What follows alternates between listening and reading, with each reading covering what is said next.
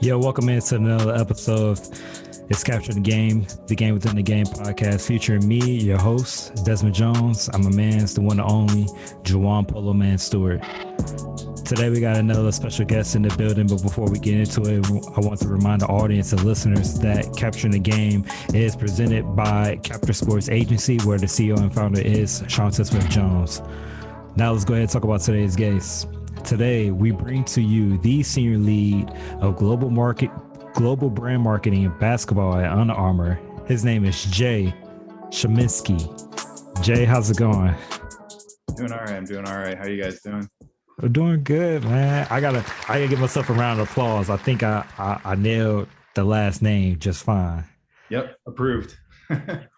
Let's go. I'm winning today. Without butchering names, that's the whole goal. We're off to a strong start. Juwan, what you gonna say? So far, it's early. It's only been a month, so that's all right. It's only been a month. You right? Okay, I ain't gonna celebrate. You got at least get about 4 or 5 in before 4 or 5 months in before we say like, yeah, he's making strides. I'll make sure I just book all the English names, like all the ones I know I can pronounce, and then I think I might butcher one of them next. I probably would. But Jay, can you go ahead and tell the audience a little bit about yourself? Yeah, for sure. I mean, as you said, I'm over at Under Armour basketball, leading up our brand marketing within the basketball space. So I'm based in Baltimore, Maryland. Moved down here about 4 years ago for the position. Originally from New England. I grew up in Providence and then lived in Boston before coming down to Baltimore. And otherwise outside of kind of basketball, I've done a bunch of traveling. I played lacrosse in college, played overseas for a little while, and that's about it. Hanging out in Baltimore now. So how is it going from the New England area to Baltimore? Like, is it culturally the same? Is it more a little bit different, a beat? Is it, how is it compared to your hometown versus a new place you live in? Yeah, I mean, culturally it's a little bit different, but I think there are some themes that kind of play through that feel familiar to me, particularly coming from Providence originally as opposed to Boston. I kind of, when people ask me this question, kind of compare it to like Baltimore to DC is like Providence to Boston in a lot of ways. It's a smaller city. Providence has a really big college influence. Because of that, there's a really big art school, like with RISD, big art scene, big music scene, big restaurant scene. Much more about kind of like DIY opportunities and people kind of building things for themselves, as opposed to like the larger, more gentrified city that you're in the shadow of. And I feel like Baltimore is very much that way as well. Like there's a great creator scene around here. Again, like a lot of really good restaurants, great like art museums, a lot of like really cool venues for bands that are coming through, and even just like a great local music scene as well. I'd say there's a little bit more of like a broader culture and mixing of cultures. I think New England is a bit more like Eurocentric in a lot of ways, and just kind of the way that immigration patterns have come through over time, which is a little bit different down here in Baltimore. But it's been good. I mean, I appreciate it. I like being in a city. It's got a little bit more of like a creator vibe to it, and a place where people are investing in the community around here and trying to build something, as opposed to having be just, I don't know, importing of that. Yeah. So you played overseas? I played lacrosse. So I mean, as we get into the it's the more of like what I do in my day-to-day job, lacrosse is a very niche sport, a very different sport. But kind of growing up in New England, had exposure to it. Played in college, and then my first like official job out of college, I went to England and played and coached in England for a year, and then did some traveling on the back of that before coming back to the States, and then actually getting into like what my real career path ended up being. Wow. So go ahead and walk us through that Like, walk us through that. Like, how did you end up at Under Armour? Like, did you start off at Under Armour at Under Armour right out the gate as the senior lead, or did you have to work your way up to being that? Oh man, I mean, I had to work my way up in terms of kind of like experience and just up to that level for one, and then also within the marketing space as well. So like I never started with a trajectory that was like in sports to begin with, beyond playing a sport, but I didn't work for a brand or a team or anything like that. And even when I left school, like I didn't really know what I wanted to be doing, and it was a little bit of trial and error until I kind of followed the areas I was interested in and wound my way here. So that was a very long intro to even like longer story. So I'll try to keep it a little bit shorter there. But essentially, when I left school, I went to a liberal arts school and had a political science degree. And so after playing lacrosse, was through connections that I had made, landed in a position in advocacy and government affairs work, and that was kind of tied into that political science degree. And at that same time was when digital marketing and digital advocacy was like really starting to pick up steam. So I'm dating myself a bit, but it was like back in the days when email marketing was kind of hitting its stride, when social media marketing was like really starting to pick up with like Facebook and Twitter. And with the advocacy work that we were doing, I became actually really interested in how we support that through email marketing, through social media, to get more attention to the work that we're doing, get more people involved, kind of build out some community support for it, and so on. And so I really started gravitating toward that component of my job. And then because of the position that I was in, I started looking for others where I could get more experience in that field and kind of build out my skill set. So I ended up moving to a few other nonprofits, and kind of that's how it worked. I started with like a deep kind of skill set in email marketing and all the the strategy and everything that goes behind it. Built out a skill set a little bit more into social media marketing, and as channels started broadening and there were more options, how to build a strategy against those channels that complemented what a particular organization be doing in email, and then started working in search marketing and all of those elements. And I got to a point where I was kind of looking at where I was in my career and saying, I like what I do, but now what would I want to do it for? Where would I want to apply myself, and what's like kind of the industry or space that I'd want to work in?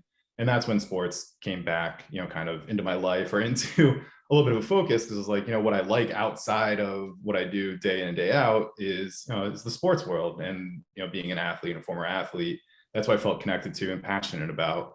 And so I did the typical thing. I applied to, I don't know, different sports teams. I applied to different brands, and I heard nothing back. It was just silence. And so I said, all right, well, if I'm looking at my skills and where I am, clearly there's something that is not resonating, or I'm not able to kind of get in the door there. So at that point, I actually applied and moved into the agency world, and worked for a creative ad agency based out of Boston in New York. And that was where doors actually then started opening up again, or actually started opening, period. And so that through that step, I got a lot more exposure to bigger brands, working on bigger brands, how bigger brands operate, working within those kind of budgets, and also exposure to what a full service agency does and like the different components to it. So brand building and working with brand planning teams, media planning, and how media teams build out their strategies and work with their budgets, creative teams, and how you brief in creative teams, and you take core insights from a brand planning team to then distill that down into creative, and then the type of creative that needs to then feed into what the media team is doing. Like all of those different components that I never really had much exposure to, plus having those bigger brands and ad agency on my resume. The jobs I was applying to before, suddenly I was getting callbacks for, which was great. And that's what ended up, opening the door to an opportunity with Under Armour, and as I said before, moved down to Baltimore for a position here, and I started on what at the time was called our consumer engagement team. We really worked hand in hand with a brand marketing team, and they would say we have a product that's going to be launched, or we're trying to support Steph Curry in the release of, I'll make up, the Curry 6 in a particular season. And I would work with them to then build out what that campaign looks like. And when I started, I was actually supporting the run and basketball teams. So those were the two teams that I was working with closely. And then over time, it was definitely way more interested on the basketball side of that equation, and just moved into a few various roles that were much more basketball centric until landing in the position that I'm at now. So that's the short version of the long story. Still kind of long, so we'll take like the medium length of that story, but kind of how I bounced around and seeing different opportunities and trying to make kind of a conscious decision to move in the directions that I was finding myself a bit more interested in. Still a good story, regardless of long, medium, or short. Still, it's the good details that we need that we're getting here that we like. Right. Yeah, I was gonna say don't be afraid to, even if you answer, if you feel though the answer's long, it doesn't matter. Capture the game. We like to capture the whole story, not just bits and pieces of it. We like to capture everything. So don't feel ashamed if you feel as though you're long-winded. Your answer is your story. So yeah. No, I mean, there were a few other kind of I'd say like detours somewhat along the way. Just working with some other nonprofits and doing work overseas as well, and getting experiences there beyond England, but in sub-Saharan Africa for a bit too. Wow. So when it comes to, all right, I'm gonna ask that question next, but I want to get into this question first. What is one thing that people mistake your job title for? Yeah, that's an easy one because I get this a lot. The biggest thing that people mistake is sports marketing versus brand marketing. So a lot of times people ask me about brand marketing questions, but they'll call it sports marketing because I'm in the sport and athletic space. But for us, sports marketing is actually a different team, and they're really tasked and work on who do you sign and partner with from a player perspective that can help build the brand and has qualities and characteristics that help tell the brand story, and there's a good connection with that player and then the audience that we're looking to engage. It's also our partnerships. So if we partner with the NBA, if we partner with particular conferences, if we partner with particular college programs and so on, and building out kind of those portfolios within different sports, and then even like our grassroots components as well. So from a basketball lens, that's our UAA circuit and some of the UA Next work that we'll be doing over the coming year. And like football, that's our All-America game, and lacrosse, that's our All-America game, and some other things. So that's like the biggest thing that people kind of be like, oh, what's it like to work in sports marketing, or ask me things that are like kind of sports marketing related. And it's like, actually, like what I do is brand marketing. It's like a very, I don't know, it's a nuanced thing within the space that if you're not in that structure, you don't know that there's actually a difference between the two.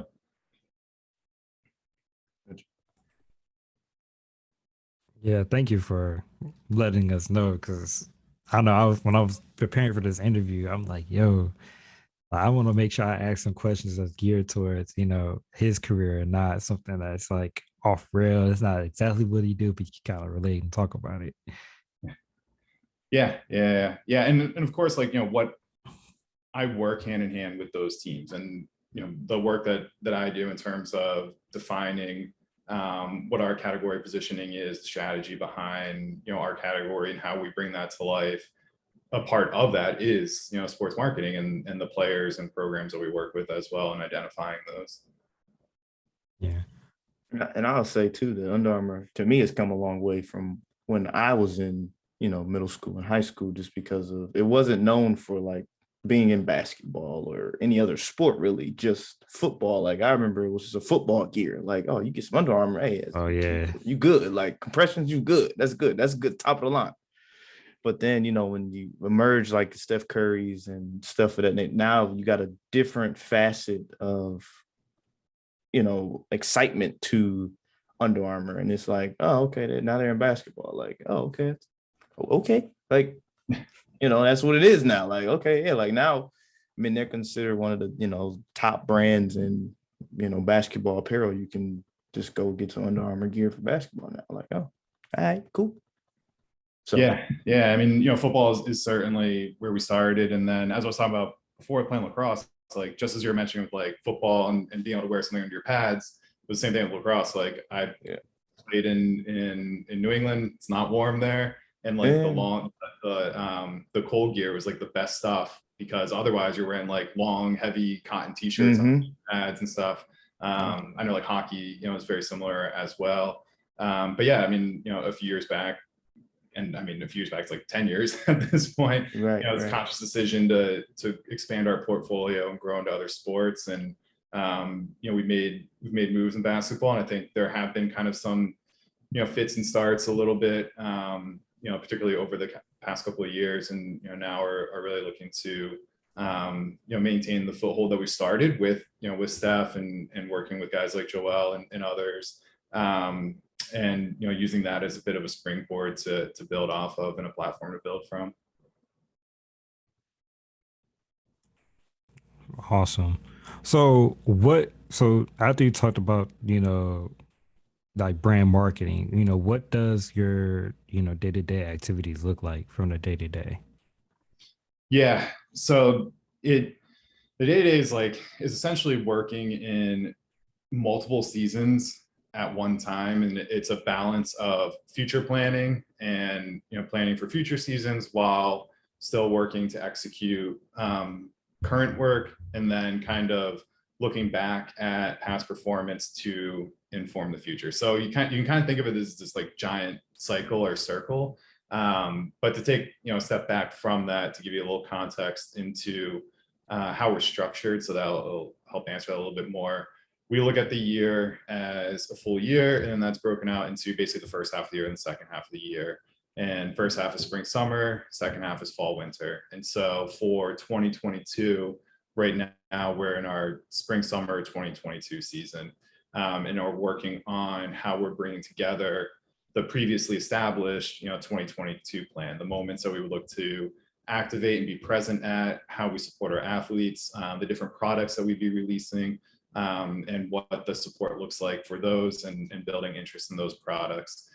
Then we're preparing for fall winter 22 that's coming up. So that's doing some of the plan has been established, it's been aligned on, it's been agreed on. Now it's about getting photo shoots set up in order to have the creative for different product campaigns. It's about getting time with our athletes for different moments that are in the calendar that we'll look to have, social content around or whatever it may be.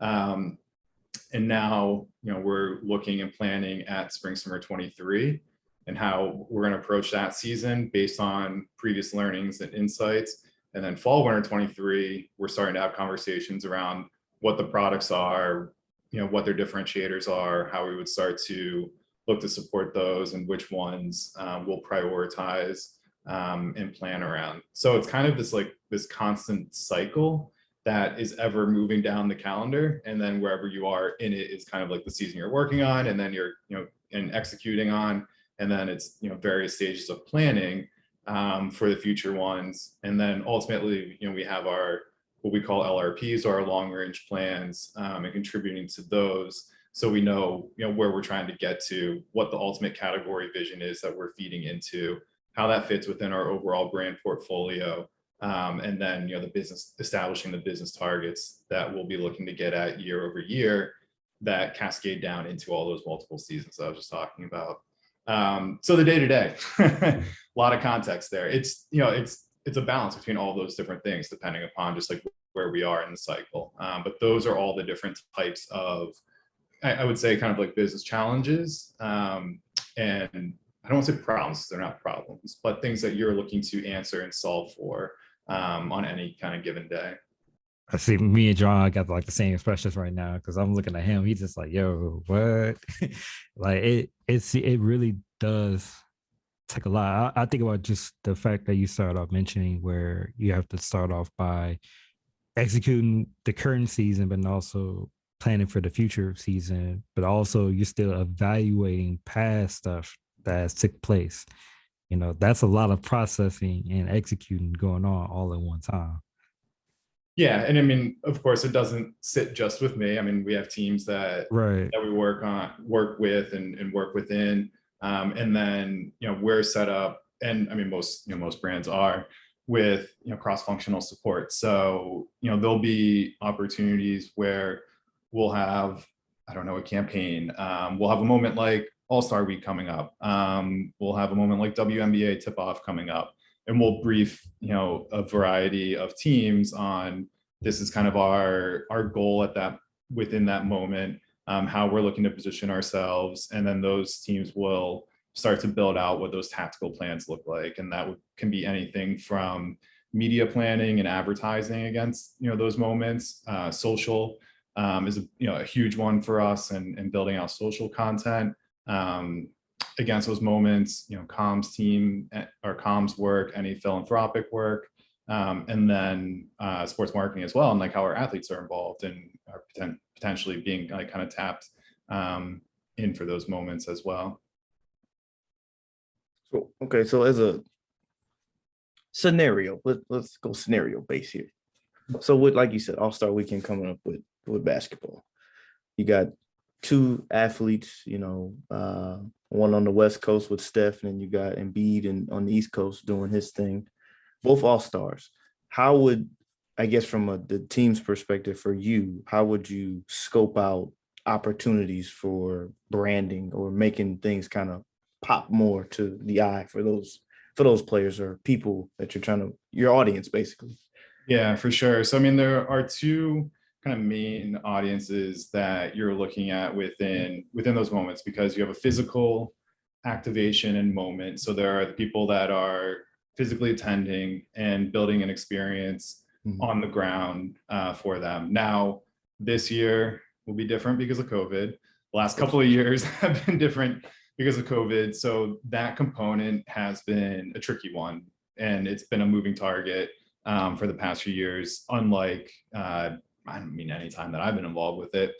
And then you have the second piece are the people who are not there in the broader audience that you're looking to engage with when they're tapped in and they're dialed in on a moment like All-Star. So how do you create a moment that is special for the people who are there, but then can also be amplified and deliver across multiple channels and be kind of multidimensional, so that picks up coverage and interest from a social perspective and from a perspective for the people who aren't there in person.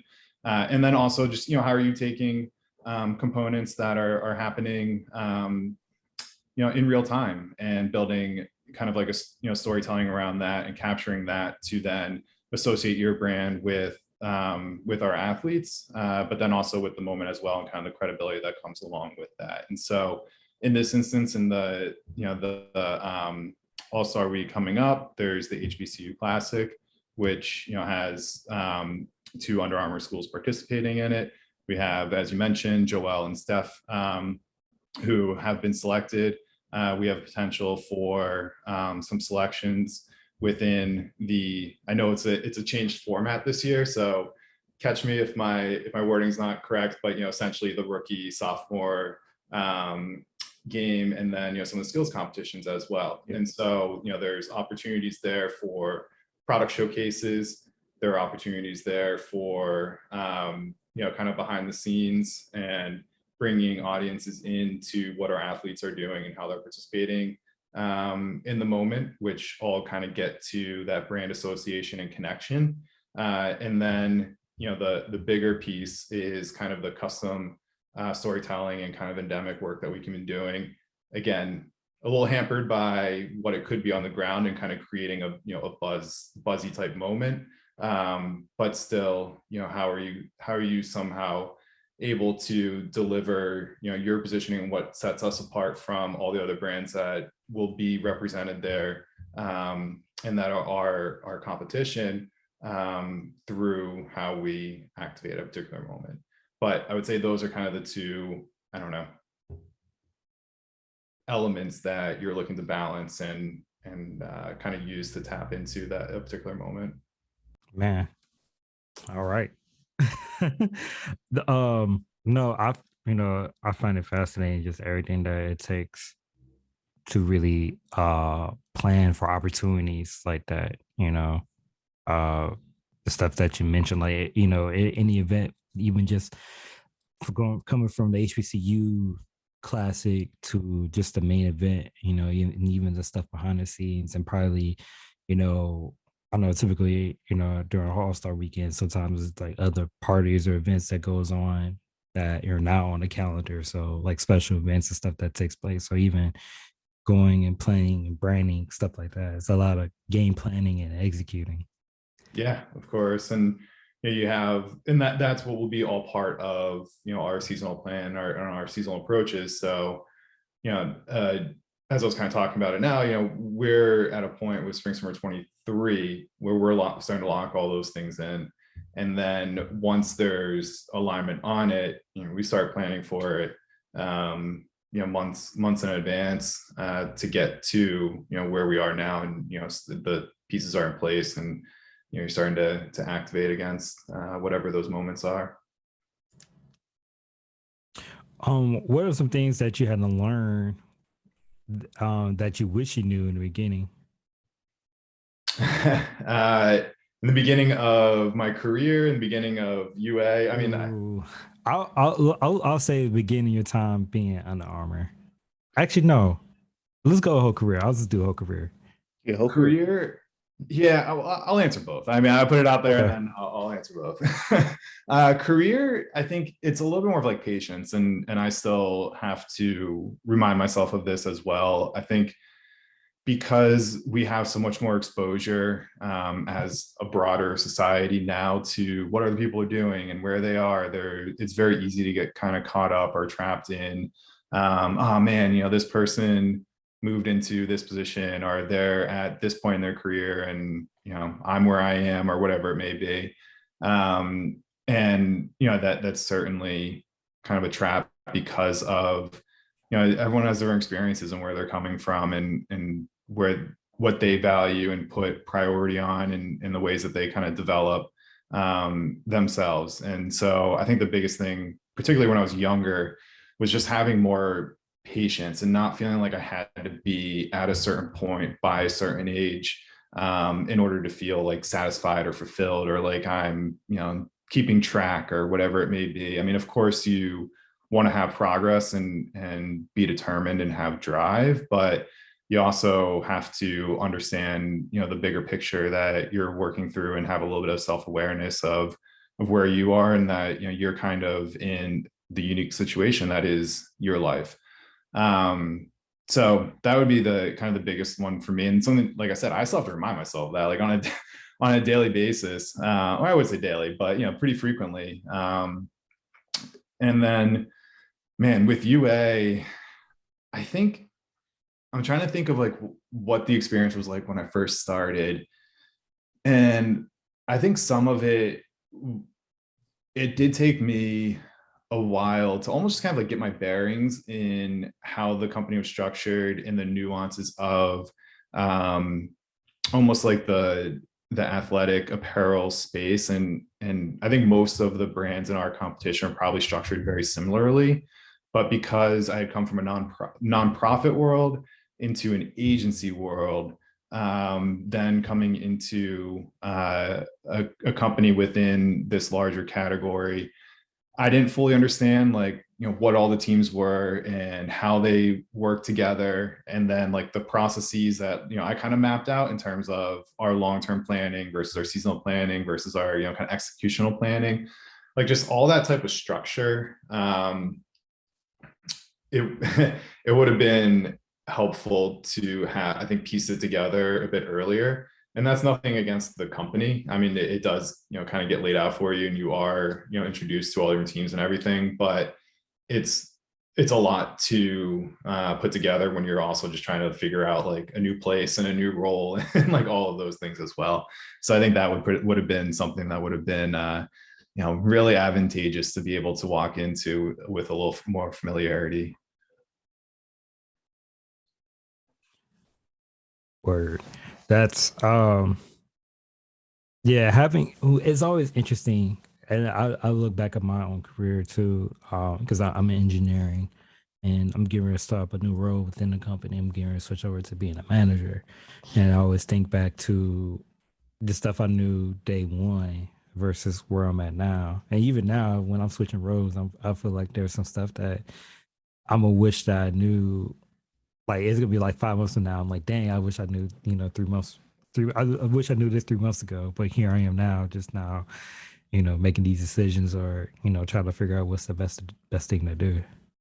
Yeah, but I mean that also, I think that goes back to my first point in terms of like patience and being Yeah, kind of patient with that's yourself. And like one thing that I always try to have a little, kind of forgiveness with myself as well, because I think I can be very self-critical, is that when you're making decisions and looking back at work that you've done, you have to kind of realize that you made the best decision that you could have with what you knew at that time. And now, time has advanced and you're looking at it in hindsight and have information that you didn't have at that point in time. And, in a lot of ways, and even, kind of being critical of other folks, it's like, everyone's it's a cliche, but everyone's doing the best that they can, and they're figuring out as much as the next person. yeah, that's what I'm trying to utilize that patience part the most. And that even just comes with trying to get stuff done for the day. Like, no, you can't get, all that stuff done today, focus on what you can get done for the day and just move on, just and also just like I feel like me and you are like always kind of self-criticizing yourself. And I try not to get into that rabbit hole with that because I'll get to the point where I'm like, ooh, I don't want to do anything because I'm still trying to process how to do or why I did what I did. Mhm. So um yeah, man, that's too yeah, I feel like I'm right here with you on that. Yeah, for sure. Yeah, and expectations for the day. That's another big one for me as Yeah. well. In being able to set, kind of realistic expectations. Because if you go in the day and you're like, oh, I'm going to do A, B, C, D, E, F, G, and you only get to like C, then every day feels like a failure. And that is a really tough mentality in the day in, day out, working life that, we're all in. So it's a little bit of a readjustment in terms of, even approaching the day and daily tasks as well. Yeah. I definitely I definitely agree with that.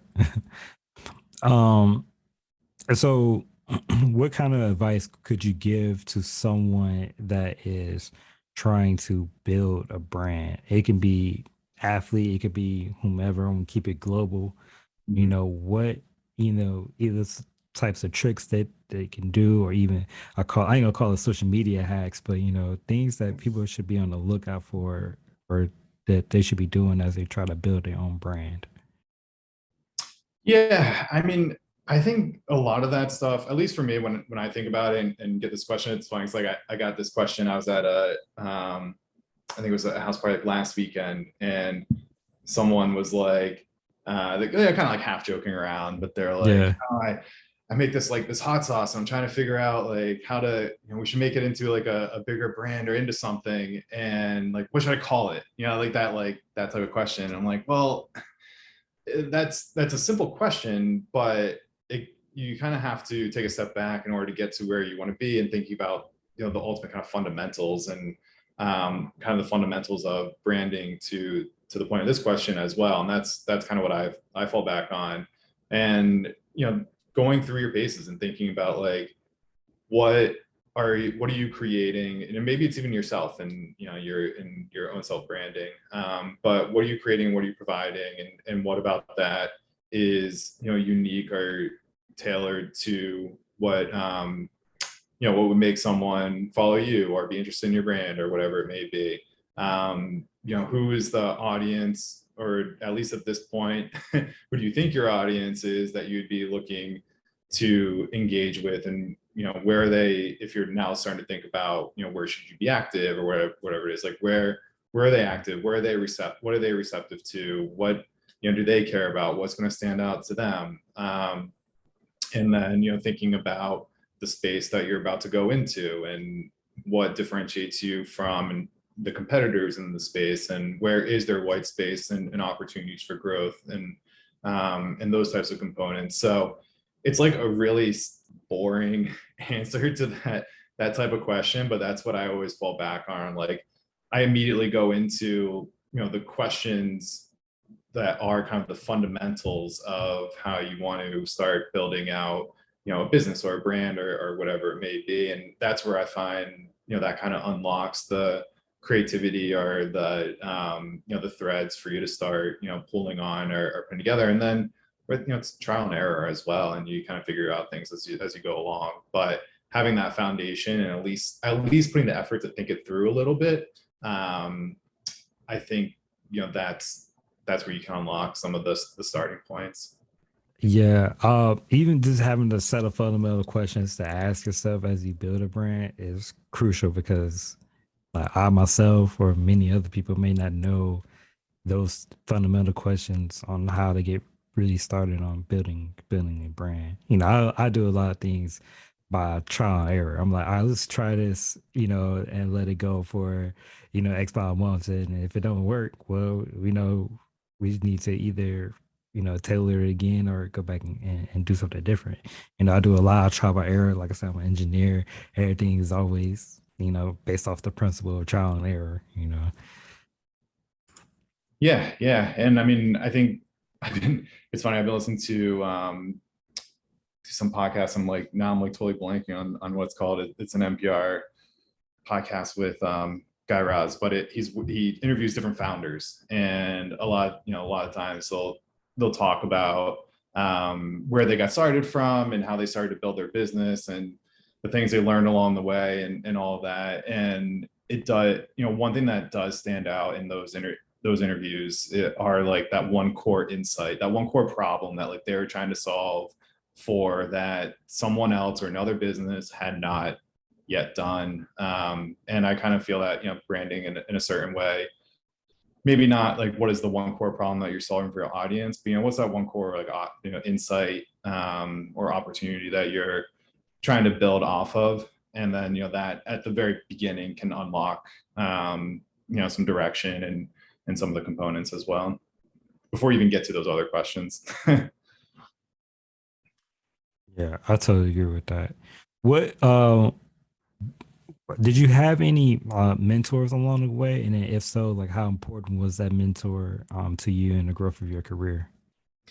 Yeah, I mean, I would say mentorship has been funky in the last couple of years, because like I haven't been able to meet people. Like, I've been working from home for 2 years. Like, I'm not in the office and interacting with folks as much as you would be. And that is kind of isolating for things like mentorship. And I hate kind of saying like networking, because that makes it sound so like, I don't know, I have a negative connotation about networking. But those types of opportunities have been pretty limited. So I feel like that is actually something that has been an effect of the pandemic and things the past couple of years. I, going through my career, and probably because I moved around in different from different companies in different places pretty frequently, up until UA is actually the longest I've been somewhere since my career started, that I never really had someone within the place I was working as like a true like mentor. I took her under their wing, and we worked closely together for a few years. But at UA, there have been a couple of leaders that I've worked under that I think I took a lot from, and kind of watching how they developed and matured into their roles and the ways that they took on kind of challenges within the business. And then also just like the ways that they led and interacted with other folks, and leading in a very, caring and empathetic way, building a community for a larger team, much more of those like soft skills.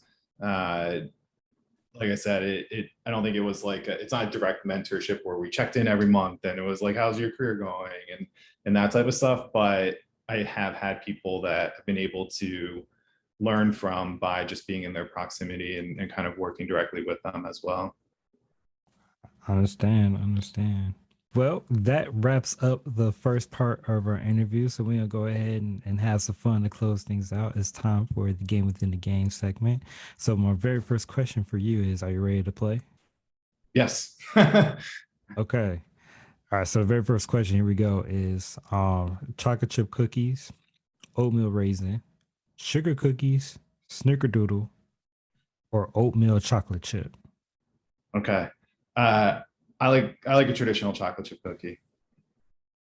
Okay. That would be my go-to. I like things like, for cookies, I like things that are a little bit sweeter. Sugar cookies, the texture, I don't like it. It kind of the texture is tough for me. Oatmeal cookies are fine, but I prefer a classic chocolate chip. Now, okay, now this guy here, Desmond, said that Subway. Have you had Subway's cookies? I have, but not in a long time. Okay, because he said that they're really good. I just can't wrap my brain around a fast food place having really good cookies, I guess, on a consistent basis, I guess, is my thing. Right, maybe right. every once in a while, but not every time. Yeah. No. I'll start checking it out. Jay, what's your go-to place to go get cookies? What's my go-to place? Yeah. Well, I like making food. I like making my own cookies. I have my own chocolate chip cookie recipe that I really enjoy. I also have a part of my family is German, so I have a German chocolate cake cookie that I make that I really enjoy. So those are my go-tos. I'm trying to think.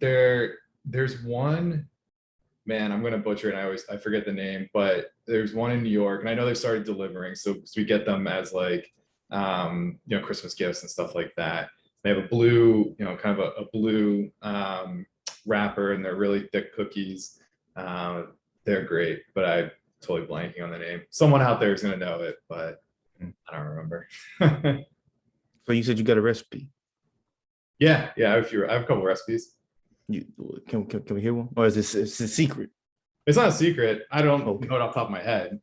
So it's just you just make it out of love. Then that's what it is. Okay, gotcha. But I can share it. Okay, all right. We'll talk about that off. Yeah. All right. So your next question is TV shows or movies? I like movies, because I think the insidious thing about TV shows, or not insidious, they're not evil. But the thing about TV shows, you'll be like, oh, I'll watch one episode, and then you watch one, and then you watch two, and you end up watching a movie's worth of TV shows. So it's like, why not just watch a movie? And I prefer, the storytelling in a movie and kind of getting through it in 2 hours, 2.5 hours. But I mean, I have TV shows I enjoy as well. I think there have been great TV shows, but if I had to choose, I would just go directly for a movie. What's your favorite movie, or your top 5 favorite movies that you watch?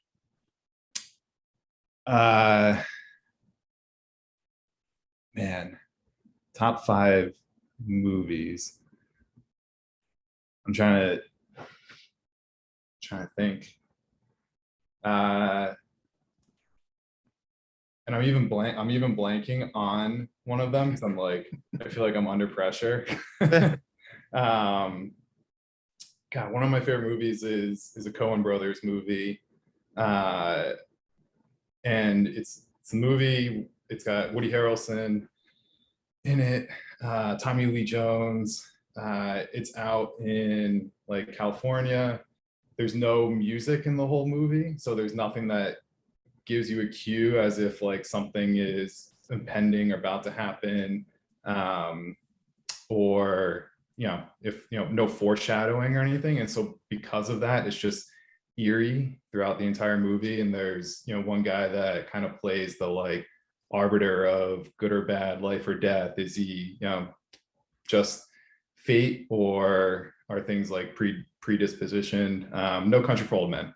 Yeah, I was about to say, No Country for Old Men. I was looking, I was that like, took me a long time. that sounds like No Country, but I'm like, maybe not. I said, let me look. I was gonna check it, the cross reference, to make sure. But yes, I was gonna say, that's what it is. Yep. So that's one. I mean, I kind of follow directors. So like a lot of Paul Thomas Anderson movies I like, a lot of Coen Brothers movies I like, Linklater movies I like, David Lynch, even though they're kind of like, I don't know, art schooly. Some of his older movies I appreciate. So yeah. No Country for Old Men's probably my, like, at least once a year I'll watch that, and I always like come away from it at the end, I'm like, man, like it just always causes me to like look at it a little bit differently, or I'll pick out, like, I'll notice something a little bit different, and just, I can play around with it. I will say one thing that my wife and I have been doing is we have 2 sets of movies, because we realized we hadn't seen like a lot of these like classic movies, like Casablanca, or I don't know, The Godfather and stuff like that. So we started a list of like the 100 top movies of all time. And then also The Ringer had a list of like the top 50 cult movies of all time. So when we've been like, oh, what should we watch tonight, or should we watch a movie, we've been referring to that list and watching anything we hadn't previously seen, which that's been pretty good. It's been a good way to get through some classics, and then also get through some unintentionally funny like 80s movies. I like that idea. I do. That's a solid idea. I'm gonna have to take that. Yeah. All right. I'm trying to ask this question without trying to get you in trouble at the same time. Okay. So, who is your favorite 5 in the NBA right now? Favorite 5 in the NBA. Does it have to be by position, or can it just be top 5 players? He can be is your 5. Okay. I'm like, I won't stick to you guys. So Jaylen Brown is one. Like I said, I'm from New England. Watching him grow with the Celtics as a player, but also just like as a person, and kind of finding his voice off the court, I think has been great. So that's one. He's my top player. He's my favorite player. I loved watching Cole Anthony this year. So, and just the way that he's grown as well and matured, and kind of come into his own. So, I mean, those would be 2. From a UA, I don't want to say like my favorite, but Patty Mills is an amazing guy. The same way that I was talking about Jaylen and what he started to develop his persona off the court. Patty does amazing work off the court as well, particularly in Australia. His story is incredible. He's part Indigenous. He started a basketball league for Indigenous Australians to get exposure to the sport, to get exposure to community, and to kind of grow within their community. And then even when there were the wildfires in Australia as well, he did a ton of work supporting those. So I mean, he's a fantastic guy, and of course Stephen, arguably the greatest of all time. But both for what his consistency and the work ethic and the way that he's developed his game and completely changed the game in the modern era is unbelievable, and always kind of coming to work and coming with that chip on his shoulder of being a 3-star undersized recruit, and then where he's gone to as the all-time 3-point shooter is unbelievable. And then his commitment off the court and to providing opportunities for kids, for providing safe education around health and play. I think that's incredible as well. So I've got 4, and let's see, with my 5, where do I want to go? Because there are a bunch of guys that are kind of like in the mix for me.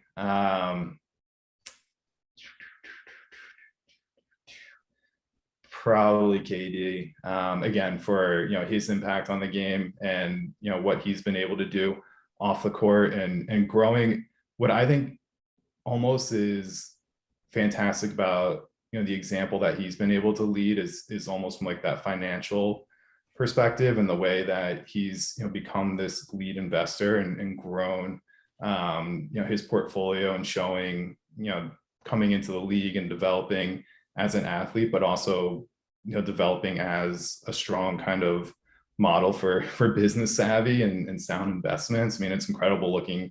He's invested in Overtime, he's invested in Robinhood, he's invested in Coinbase and a bunch of other areas. Just seeing that development and maturation, I think, is great. And he's an incredible player. So he is an incredible player. Okay. So what is your favorite sports moment that you have ever seen or witnessed? Seen or witnessed? I was in Boston for a lot of championships, but I was never like at one of them. So like a lot of like the parades surrounding it, and just being in Boston for championships were always fun. I would actually, this is maybe a cop out a little bit, but I mean, I would say one of my own. In college, we won our conference championship and went to the NCAA tournament for the first time for our school. And that moment of like when, the clock ticked to zero, like we had been up throughout the entire game. It was kind of, I think we ended up winning by 5 or something like that. Like we, you knew it was going to happen, but like those last 2 minutes where you're just like waiting to get there, and like it feels like those 2 minutes are like trapped in time. And then like the final moment when it happened, and like celebrating with like, all the guys that you've been around every day for hours, throughout the entire process, and just like that moment of accomplishment. That's probably like my favorite sports moment or thing that I've witnessed, been a part of. Okay, that's not a cop out. There's been plenty of other people that came on to say like, a favorite moment is like when they won a state championship or went back to back. So that's never a cop out. All right, yeah. So if you can go pro in any sport other than, I'll say, basketball and lacrosse, what would it be? So I always have this question with like my friends as like a thought experiment of like, because then you have to balance like, well, what's your lifestyle like? How long can you play for? How much can it kind of provide for you, long term, and so on. And I feel like golf would be it. But it's not because I like golf. I actually don't golf. I can't golf. I had my shoulder reconstructed. Like I can't physically golf. But you get to travel all over the world to like great places. You can play until you're, 60 years old, 70 years old. Like if you still have the talent and want to play, you can. It just seems like a great lifestyle. Yeah. I agree with that, because someone was talking to me earlier about, golf is like one of the sport where almost anyone can really play. That doesn't really matter how good or bad you are, but it's just a sport that literally almost anybody can play. Like, yeah. Touche. So the other one I was thinking was tennis, because of the kind of same things. You're traveling all these places around the world. You can play until you're older, all that type of stuff. But it's still, I mean, that's way more rigorous, like physically demanding, even if you still can do it until you're older. This is true. Yeah, can't be mad at that. Golf is, we've heard that sentiment a lot. So golf is definitely a top one for sure. Let's see, your next one. If you could be a hype man for any artist, who would it be? Oh man. I don't think of myself as much of a hype man. So that's where it gets a little tricky. I'm trying to think of like if there were any albums like really recently that I got really sucked into. I actually this is gonna be an odd one. And I would say probably not like someone who's like super hyped right now, and a little bit, I don't know. Anyway, Denzel Curry's last album I really enjoyed, and so maybe that's where I would go. He needs a little bit more love. Okay. Okay. It's an undercover one. I like the little swoop there. Yeah, for sure. Okay. If you had a chance to take over any organization, who would you choose? This organization, it doesn't have to be sports related. It can just be anything in the whole world. Okay.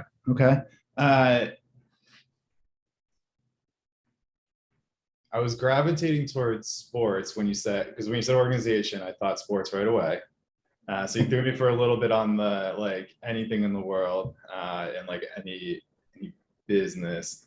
I'll stay with sports. I would definitely.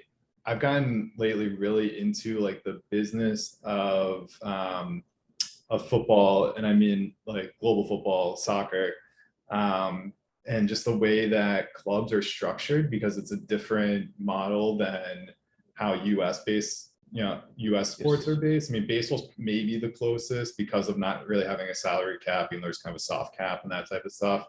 But the financials in European and global football it's free market essentially. So man, I'm trying to think of like, do you go to would I want to be in charge of one of like the power clubs, like Man City or like Newcastle's got a ton of money, or PSG or something like that. But I was actually just in Lisbon and went to a Benfica match and really enjoyed myself. And the way that they produce talent and their academy is, the best in the world. I think they've made the most off of player sales in the past 10 years of any club. So to have that type of foundation and then be able to build their business to be more of a less insular and very Portuguese based, but then use the Champions League and other elements to build out a global base a bit more on top of that, just pipeline of talent. I think, and building additional revenue streams off of it, I think that'd be my choice. I go Benfica, Portugal. Okay. I like the answer. That's another one of my 2022 goals is, understand and learn more into FIFA. Yeah. So that's a great way in. That's my other challenge for the year. Juwan, I know you got something to say. Nope. Nothing at all. Okay. Yeah, that's all I'm saying. But all right, Jay, hold on. We can wrap this up. So Jay, hardest question from all, how can people follow you and keep up your career and keep up with everything that you have going on in your life? Yeah, I mean, you can LinkedIn is a place, I'm always open to connect with anyone, and of course have conversations just as people are trying to find their way within the sports industry or within basketball. Honestly, I talk to a lot of students. I love talking to folks and kind of telling my story and all that. So Jay Shemenski on LinkedIn. You can find me there. And then actually, like, I think it was yesterday, I had Twitter for a long time. I got rid of it, and I just started a not like a profile, but I guess like a profile, whatever, like yesterday. So right now it's like my face and nothing else, and I follow like 20 accounts. But you can follow me there as well. It's my first initial J, and then Shemenski, my last name. So I'll start populating that over the next few days, and get that rebuilt up a bit. But I would say those are probably the two best places. Okay, well, you heard us here, ladies and gentlemen. Go ahead, give Jay a follow on all his social media platforms. And while you're at it, please be sure to give Capturing Game a follow on their social media platforms as well. That's CTG_podcast on Twitter, Facebook, Instagram, even on TikTok. You can find us on there, Snapchat. Uh, you can also find us on your favorite podcast platform, whether it be Google Podcasts, Apple Podcasts, Spotify, whatever the case may be, whatever your favorite podcast platform is, you can find us on there. Jay, it's been wonderful talking to you, man. Looking forward to this is seeing your career continue to unfold and just continue just to pick your brain as time goes on. Yeah, for sure. Appreciate it. And it was great to chat.